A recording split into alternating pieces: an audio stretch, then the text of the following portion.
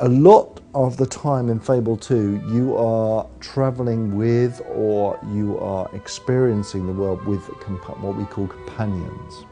Now, sometimes those companions are people that are really woven into the story, a huge amount, and there will be no spoilers here.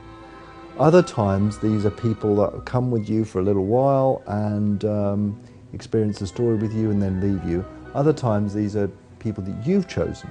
We completely allow you to drag along anyone you like or anyone you can convince to come with you in the Fable world. So if you like the look of a particularly nice woman, you can charm her and then bring her along and take her on an adventure with you, and she'll comment on it, and you know, she won't be tremendous help, but it's nice to have a, let's say, relaxation on the journey as you go adventuring.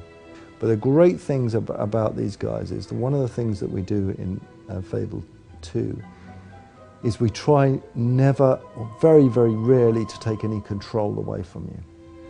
While you're traveling, as you're traveling, people will be telling you stories. They'll be talking to you.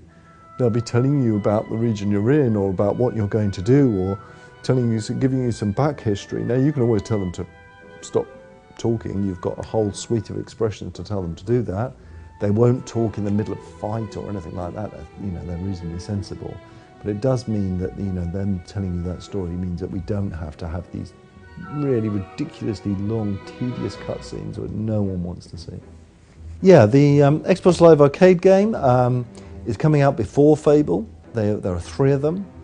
And they allow you, they're like gambling games, and allow you to play these gambling games, and any money, and all money you accumulate in those games is imported to Fable when you own Fable. If you already own Fable, it's all automatic. What you'll find is if you've got your 50,000 that you've earned in the Xbox Live Arcade game, you'll find that as you go through the story, you don't get it immediately you start the game, because you start the game as a little kid.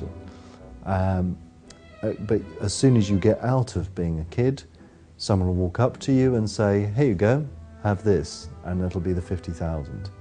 You're then free to spend that 50,000 on anything you like. Clothes, weapons, augments, jewelry, customizations. You can go and buy a house with it.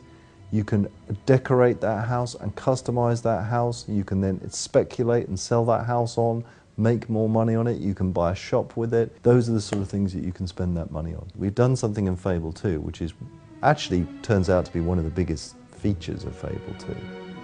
And it's the simplest one to describe. We've completely detached earning gold from doing quests.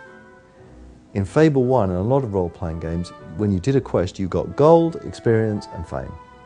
While in Fable 2, you get experience and fame, but zip gold. You're going to have to go out and work for your gold. If you want to, you can get through the whole of Fable without ever having a job. You'll have some pretty rubbish weapons, but you'll be super powered up on these buttons. You'll be able to use those weapons extremely well. Whereas other people would have spent the time, and it does take time to earn this money, earn money and spend it on the weapons. So a great weapon with great customization on here equals the balance of there. And all of this works. It works fantastically well. So when you say, I don't care if someone earns 100 million.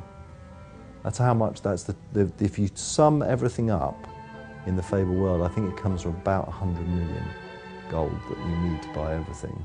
I don't care if anyone's there. They won't have any of this stuff. They'll only be able to mash this button, even with their great legendary weapon.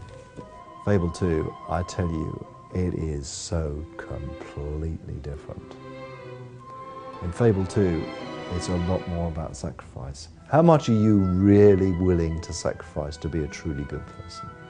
And I'm not just talking about money, I'm talking about real sacrifice. So there's going to be many times in this game where I'd love to give you an examples, but it would totally spoil the game, where I want you to put this down. It's not doing a cutscene, I want you to put this down and think to yourself, I just can't do it. I just cannot be that good.